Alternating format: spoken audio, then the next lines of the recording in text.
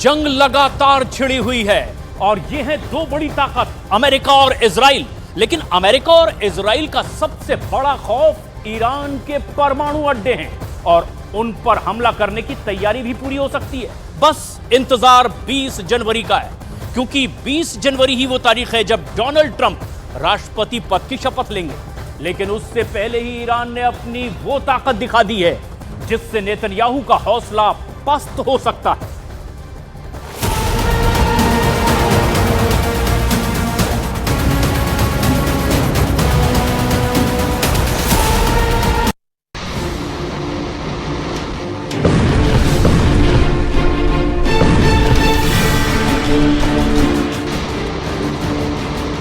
Tehran में निकली ये परेड बता रही है कि ईरान का सुलेमानी नंबर 2 एक्टिव हो चुका है। Sulemani number 2 active. तेहरान में जिस तरह से अमेरिका और इजराइल के जनाजे बना करके घसीटे गए, वो साबित करता है कि ईरान में सुलेमानी नंबर 2 की बसेज फोर्स एक्टिव हो चुकी है। Buses force active. तेहरान की सड़कों से लेकर ईरान में सत्ता के गलियारों में इस वक्त मूड बहुत खतरनाक है। यह माना जा रहा है कि ईरान इस वक्त पैनिक मोड में है। इस पैनिक मोड की वजह से ईरान और अमेरिका से आने वाली खबरें पैनिक यानी कि घबराहट, खलबली और बेचैनी से भरी हुई हैं, जो ईरान में बड़ा तहलका मचा सकती है।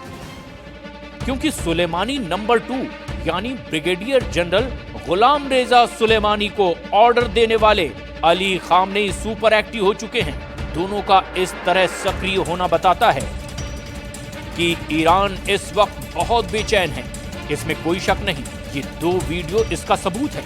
एक तरफ तेहरान में इजराइल का जनाजा निकाला जा रहा है, तो दूसरी तरफ ईरान दिखा रहा है कि अगर उसके परमाणु अड्डों पर वार किया गया तो वो कैसे जवाब देगा। इसके लिए ईरान ने नातांज न्यूक्लियर अड्डे के पास अपनी एयर डिफेंस वाली ताकत दिखाई है।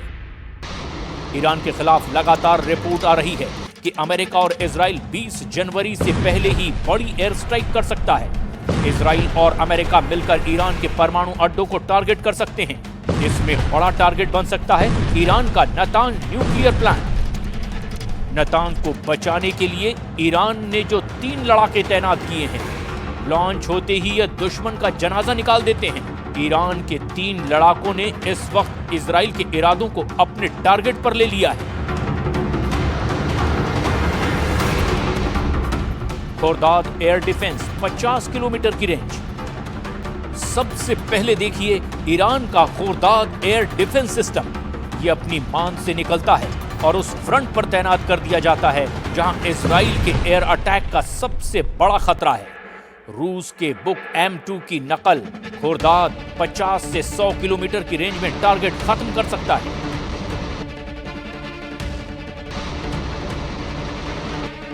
टोर एयर डिफेंस 25 किलोमीटर की रेंज। इसके बाद ईरान ने दिखाया अपना टोर एयर डिफेंस सिस्टम। रूस से लिया गया यह सिस्टम यूक्रेन में भी एक्टिव है। Range 25 kilometre. हेलीकॉप्टर हो, ड्रोन हो या फिर नीचे उड़ने वाला फाइटर जेट, समझ लीजिए उसका काम तमाम है।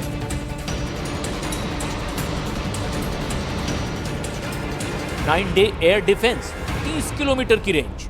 अब देखिए ईरान का 9 डे एयर डिफेंस सिस्टम।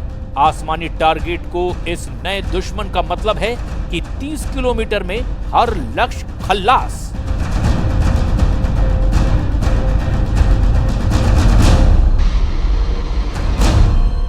अब देखिए ईरान का 9 डे एयर डिफेंस सिस्टम। आसमानी टारगेट को इस नए दुश्मन का मतलब है कि 30 किलोमीटर में हर लक्ष्य खल्लास। ईरान की अपने एयर डिफेंस सिस्टम इसीलिए गुफा से निकाल रहा है क्योंकि खामनेई के कमांडरों ने मैसेज दे दिया है कि अब करो या मरो के हालात हैं। इसकी वजह से ईरान ने लॉन्च कर दिया अपना युद्धाभ्यास इत्तेदार। इसके टारगेट पर हैं इजराइल और अमेरिका।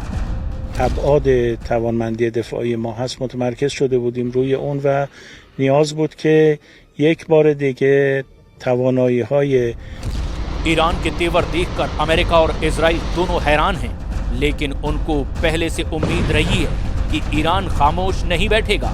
और यही वजह है कि गाजा, लेबनान और सीरिया के बाद अब क्या ईरान और इजराइल के बीच डायरेक्ट टक्कर होगी और क्या ये परमाणु स्टेज पर पहुंच सकती है?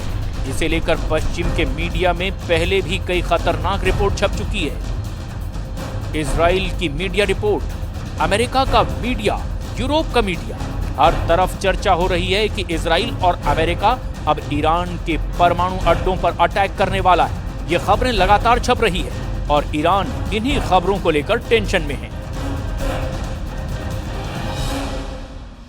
איננו מסירים את עינינו מאיראן שמאיימת להשמיד אותנו, ואנחנו נחושים למנוע מאיראן להשיג נשק גרעיני וגם נשק אחר שיכול לאיים על ערינו ועל יישובינו. लेकिन 2025 की शुरुआत में अगर इजराइल या अमेरिका ने यह कदम उठाया तो समझ लीजिए कि अब एक और बड़े युद्ध में पूरे साल को झोंक दिया जाएगा और फिर इस बात की गारंटी ईरान भी देगा और साथ में ईरान का साथ देने वाले देश यानी पुतिन, शी जिनपिंग और किम जोंग उन पूरे यूरोप और अमेरिका पर टूट पड़ेंगे। ईरान के परमाणु अड्डे पर हमले का मतलब है वर्ल्ड वॉर। ईरान ये वार्निंग बार बार दे चुका है। तेहरान में निकली बजिस परेड बता रही है कि ईरान को गंभीरता से लेना होगा, क्योंकि अगर ईरान की चेतावनी को हल्के में लिया गया तो नेतन्याहू और ट्रंप की युद्ध वाली आंकड़ेबाजी बहुत बड़ा ब्लंडर साबित हो सकती है। ईरान का जवाब बहुत बड़ा युद्ध होगा। इसकी वार्निंग ईरान बार बार दे रहा है और दूसरी तरफ नेतन्याहू की एयरफोर्स बता रही है कि वो ऐसा मिशन किसी भी वक्त अंजाम दे सकती है। नेतन्याहू ने भी इससे कभी इनकार नहीं किया है और यही वजह है कि इजराइल और ईरान के बीच तनाव बहुत ज्यादा है। ईरान की फौज 24 घंटे युद्ध की तैयारी में लगी हुई है और अब उसने अपने एयर डिफेंस सिस्टम उन परमाणु अड्डों पर तैनात कर दिए हैं जहां इजराइल का हमला हो सकता है। खबर यह है कि इजराइल ने ईरान के नतांज परमाणु अड्डे को अपने टारगेट पर ले लिया है। नेतन्याहू बहुत जल्दी में है और वो ईरान के इस परमाणु अड्डे को अपने एटम बस्टर बम से पूरी तरह तबाह कर देना चाहते हैं। नेतन्याहू अब सिर्फ डोनाल्ड ट्रंप के ग्रीन सिग्नल का इंतजार कर रहे हैं। ईरान के पास अभी एटम बम है या नहीं, ये बात पुख्ता तौर पर अमेरिका भी नहीं जानता, लेकिन इजराइल के पास एटम बम है, इससे कोई इनकार नहीं करता। दावे के मुताबिक आज की तारीख में इजराइल के शांत रेगिस्तान में नेगेव परमाणु रिसर्च सेंटर है, जहां ताकतवर हथियार बनाने के काम किए जाते हैं।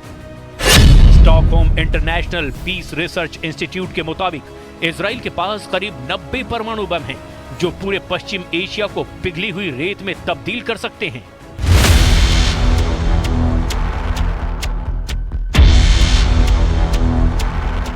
अब तक ईरान की नीति साफ है कि वो परमाणु बम नहीं बनाएगा। ईरान के सर्वोच्च नेता अली खामनेई भी इसे बार बार दोहरा चुके हैं, लेकिन अब खतरा ईरान के परमाणु अड्डों को है। सवाल है, क्या खामनेई अपनी नीति बदलने पर मजबूर हो जाएंगे? क्योंकि खामनेई के सलाहकार ने ऐसा इशारा किया है कि अगर ईरान के अस्तित्व पर खतरा पैदा हुआ तो वो परमाणु नीति बदल सकते हैं। क्या 24 घंटे के अंदर ईरान खुद को परमाणु पावर घोषित करेगा या 24 घंटे के अंदर इजराइल करेगा ईरान पर बड़ा हमला? घड़ी टिक टिक करने लगी है। क्या 24 घंटे के अंदर ईरान बन सकता है न्यूक्लियर पावर या 24 घंटों के अंदर इजराइल दिखाएगा अपनी अटैक पावर? दोनों के पास है महज 24 घंटे, जो इस बात को फाइनल कर देंगे कि अब विश्व युद्ध होगा या फिर परमाणु युद्ध। गाजा में बमबारी के दौरान इजराइल के एक मंत्री ने परमाणु बम इस्तेमाल करने की भी सलाह दी थी, जिसे बाद में नेतन्याहू ने खारिज कर दिया। लेकिन इसी बयान से साफ हो जाता है कि इजराइल जिस बम को छुपाने की कोशिश कर रहा है वो भी दुनिया के लिए बड़ी तबाही की वजह बन सकता है। वहीं ट्रंप की शपथ से पहले चीन ने भी ईरान को उस परमाणु समझौते को फिर से जिंदा करने का समर्थन किया, जिसे ट्रंप ने अपने कार्यकाल में डस्टबिन में डाल दिया था। 维护伊核全面协议的有效性，不应推倒重来，另起炉灶。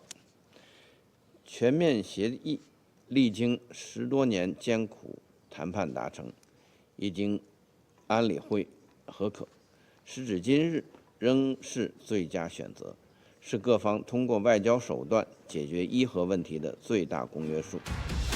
रूस और चीन लगातार दबाव डाल रहे हैं।